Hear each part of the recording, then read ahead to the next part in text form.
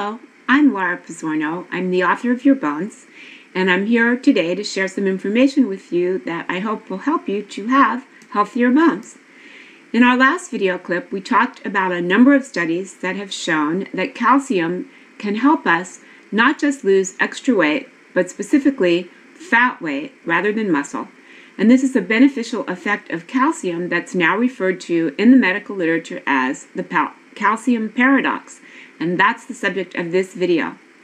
The calcium paradox states that increased calcium or dairy intake increases fat oxidation, fat burning.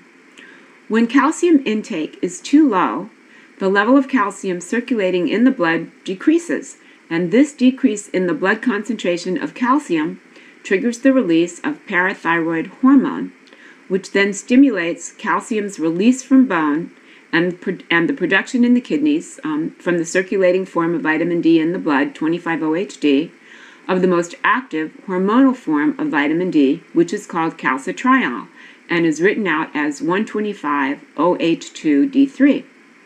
Receptors for calcitriol, the most active form of vitamin D, are present on cells throughout our body, including our fat cells. The medical term for our fat cells is adipocytes, as in adipose, meaning fat tissue. So calcium is brought into our fat cells, and then these adipocyte cells trigger significant changes in our metabolism. The increase in calcium being delivered to our fat cells that occurs when blood levels of calcium are too low also increases the activity of an enzyme called fatty acid synthase.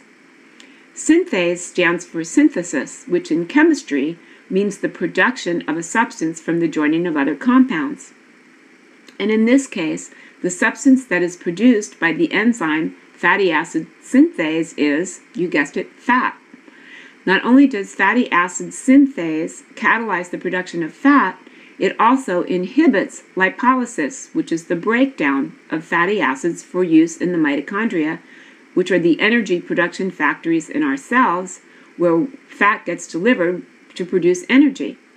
So not having enough calcium on board both promotes alterations in fat cell metabolism that favor the production of more fat, or lipogenesis, relative to its breakdown, or lipolysis. In 2007, yet another team of researchers, Boone, Hull, Stegan, and others who worked with them, published a paper in the International Journal of Obesity to share their finding that calcium supplementation at the rate of 1,200 milligrams per day decreased the production of fatty acid synthase, promoting a reduction in the production of new fat, or lipogenesis. In our next video, I will share with you even more ways in which calcium helps us get more fat-burning bang for our exercise buck. Thanks for tuning in.